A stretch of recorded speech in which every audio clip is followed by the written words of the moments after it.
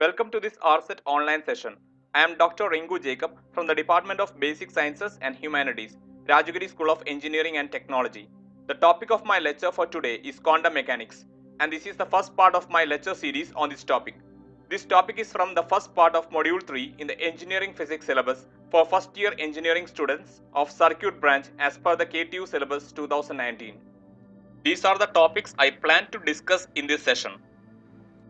First we see why do we need quantum mechanics. The classical physics works fine to explain behavior of large objects, but it fails to explain the behavior of atoms and subatomic particles. Say for example, if you take a semiconductor material, its properties are governed by behavior of electrons in crystal lattice, and this can be clearly explained using quantum mechanics. For everyday objects much larger and much more massive than atoms and much slower than the speed of light, classical physics works fine. In 1924, de Broglie formulated the de Broglie hypothesis, which claimed that all matter have a wave-like nature. He related the particle nature, which is the momentum of the particle, with that of the wave nature of the particle, that is a wavelength associated with the particle when it behaves as a wave, by a formula which is given by lambda equal to h by p, that is h is the Planck's constant and p is the momentum of the particle. The de Broglie formula was confirmed 3 years later for the electrons with the observation of the electron diffraction in 2 independent experiments. The de Broglie was awarded the Nobel Prize in 1929 for his hypothesis. Thomson and Davison shared the Nobel Prize for Physics in 1937 for their experimental work which proved the de Broglie hypothesis. The wave-particle duality is the concept in quantum mechanics that every particle may be described as either a particle or a wave. Now for a comparison of the size of matter wave for large object and subatomic size particles, we first calculate wavelength of a ball of mass 100 gram that is moving with a speed of 10 meter per second. So using the de Broglie wavelength equation, lambda equal to h by mv, we get 6.626 into 10 to the power minus 34 meter as the wavelength of the matter wave associated with the ball. The size of this wave is very small. Now we try to calculate the wavelength of the matter wave associated with an electron that is moving with a speed of 10 to the power 7 meter per second. Here we get 7.28 into 10 to the power minus 11 meter. This wavelength is comparable to the dimensions of atoms. From this comparison, it is clear that the wave aspects of atomic and subatomic particles like electrons, neutrons and protons etc. cannot be ignored. So a new mechanics which incorporates both particle and wave aspects was introduced to explain many phenomena that could not be explained based on classical theory.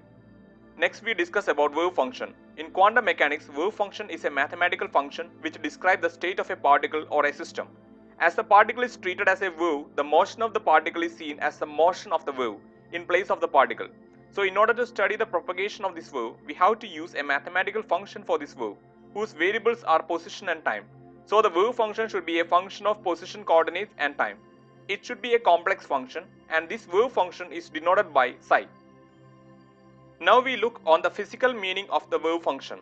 The wave function at a particular time contains all the information about the particle at the given time. But the wave function itself have no physical interpretation. Wave function is a complex function and it cannot be directly measured. But the product of complex conjugate of the wave function, which is denoted by psi star, and the wave function psi itself is interpreted as the probability density or the probability of finding the particle in a unit length if the particle is moving in one dimension. It is also written as the square of the modulus of the wave function, that is psi square. Now we discuss about a mathematical procedure in quantum mechanics called as normalization of a wave function. We have already discussed earlier that psi star multiplied by psi is the probability density or the probability of finding the particle in a unit length. So before we make any study about the particle, first we should make sure that the wave function representing the matter wave for the particle clearly shows the information about the particle at each point. So if we say that the particle exists in a given region of space, say x-axis, between x equal to 0 and x equal to 1. Then when we check for the probability density of the particle between x equal to 0 and x equal to 1, then we should get a value between 0 and 1 in this range. But if we check for the probability density outside this range, it should definitely give 0 as the particle is not existing outside this range. So when we sum up all the probability density of the particle between the range x equal to 0 and x equal to 1, we should get unity. That means the probability of finding the particle within the range x equal to 0 and x equal to 1 is different at different points inside it, but surely the particle is within this range. Now if we replace the summation with integration, we get integral psi star psi dx equal to 1. If we take three-dimensional space, then the normalization equation or the normalization condition is given as integral psi star psi d tau equal to 1, where d tau is the volume element. Now we see how to write the wave function of a particle in terms of energy and momentum. We know energy and momentum are physical quantities associated with a particle, and frequency and wavelength are the physical quantities that are associated with a wave. So when we treat a particle as a wave in quantum mechanics, the wave function should take the particle nature, that is the energy and momentum, as the input, and the output of the wave function should be the wave nature. Let us consider a particle moving forward in the x direction. Let the energy of the particle be E and momentum be P. The displacement of a wave can be written as A sin omega t minus kx or A cos omega t minus kx, or in general A exponential minus I omega t minus kx, where omega is the angular frequency given by 2 pi by t, that is the time period, and k is the wave vector given by 2 pi by lambda. So omega and k are the quantities which describes a wave.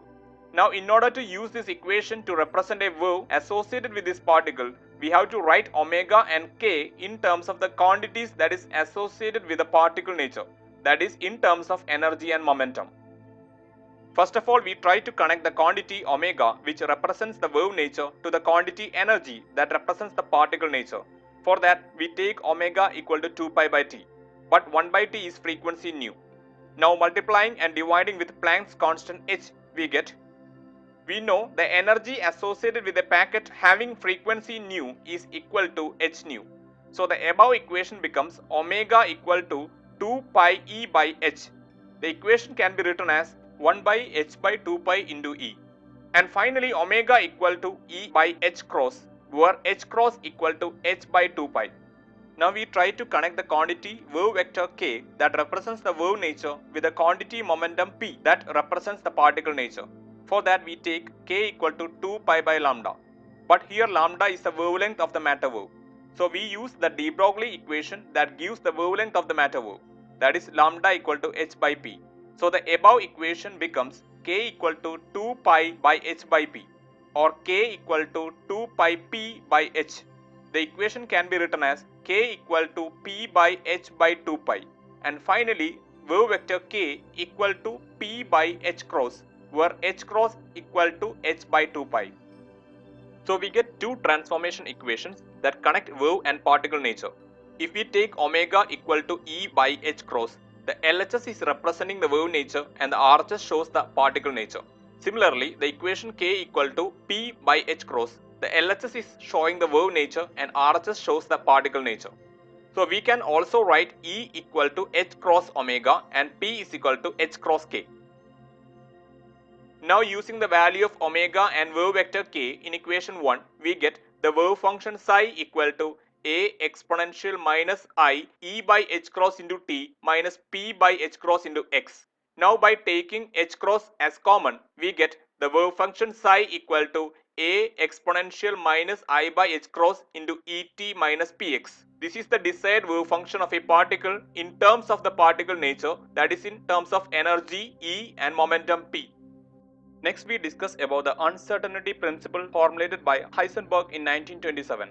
The uncertainty principle came because of the wave nature of the particles. First we see the uncertainty relation between the position and momentum of a particle.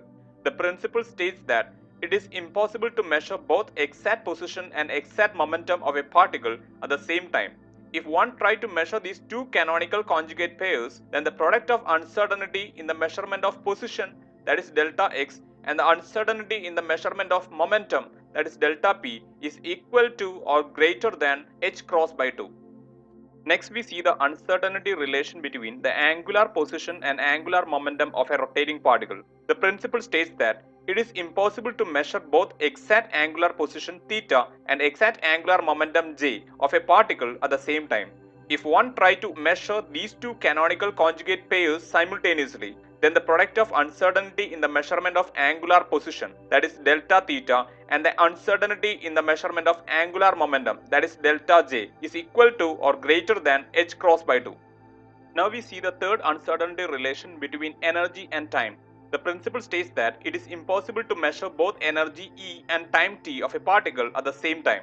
If one tried to measure these two canonical conjugate pairs simultaneously, then the product of the uncertainty in the measurement of energy, that is delta E, and uncertainty in the measurement of time, that is delta t, is equal to or greater than h cross by 2.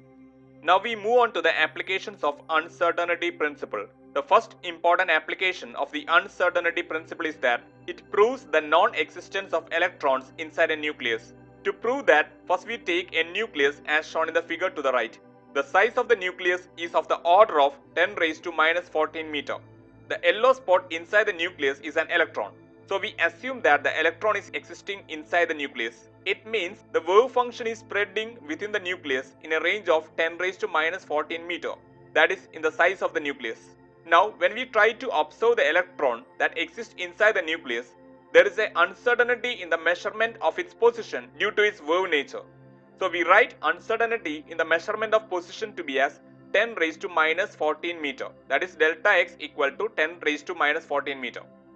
Now we calculate what will be the uncertainty in the measurement of momentum when we simultaneously measure momentum with position. For that, we make use of the uncertainty relation between conjugate pairs of position and momentum. Here we take the minimum condition, that is delta x into delta p is equal to h by 2 pi. Now by giving the values of Planck's constant h and delta x into the equation, we get the corresponding uncertainty in the measurement of momentum p as 1.1 into 10 to the power minus 20 kilogram meter per second. Now using the calculated momentum, we try to calculate the corresponding energy of the electron inside the nucleus. For that, we make use of the relativistic kinetic energy expression given by Einstein, that is E is equal to mc square. We can write mc square as mc into c, where mc is the momentum p. So E equal to P into C. Now using the value of P calculated, that is 1.1 into 10 raised to minus 20, and the speed of light c equal to 3 into 10 raised to 8, we get the energy possessed by the electron inside the nucleus to be 3.3 into 10 raised to minus 12 joule. Now we convert the energy of electron in joules to electron volt units. For that, we divide the energy in joules with the basic unit of charge, that is E, and its value is 1.6 into 10 raised to minus 19 coulomb. So we get 20.625 into 10 raised to 6 electron volt, or we can approximate that E is equal to 20 MeV, that is 20 million electron volt. So according to uncertainty principle, for an electron to exist inside the nucleus, the electron must have at least an energy of 20 million electron volt. But experiments indicate that the electrons associated even with unstable atoms, that is atoms showing radioactivity, never have more than a fraction of this energy. So the uncertainty principle proves that electrons cannot present within the nucleus. The second application of uncertainty relation is the natural line broadening in the spectrum of any light source. To understand this, consider a light source emitting light. The emission of the photon occurs when an electron moves down from a high energy level, say E1, to a low energy level E0. The energy of the emitted photon is equal to the difference in energy between the two levels. So when we take the spectrum of this light, we are expecting to get a sharp line at a particular wavelength. But in real situations, instead of getting a sharp spectrum, there is a spread in the line. This is caused by different factors, but one mechanism for this spread is a natural line broadening. In natural line broadening, a spectral line extends over a range of frequencies, not a single frequency, and that is shown in the figure. In addition, its center may be shifted from its normal central wavelength. The natural line broadening mechanism can be explained using uncertainty principle. We have the uncertainty relation between the conjugate pairs energy and time. So according to this principle, an atom that stays for a short time in an excited state will have an uncertainty in time delta t. Here it is the lifetime of the atom in the excited level. Normally the lifetime of this atom is around 10 raised to minus 8 seconds. So when the uncertainty in time decreases, there will be an increase in the uncertainty in the measurement of energy delta E. This will increase the uncertainty in the measurement of frequency. It means when we measure the frequency of a particular photon, we see it to be as not as a single frequency. There is a range of frequencies in the spectral analysis, which we call as line broadening. As this is the natural phenomenon, it is called as natural line broadening. Thus, uncertainty principle explains the natural line broadening mechanism. This is the end of part 1. Thank you for watching this RSET online video session on the topic quantum mechanics. For more lectures, please visit the link shown below.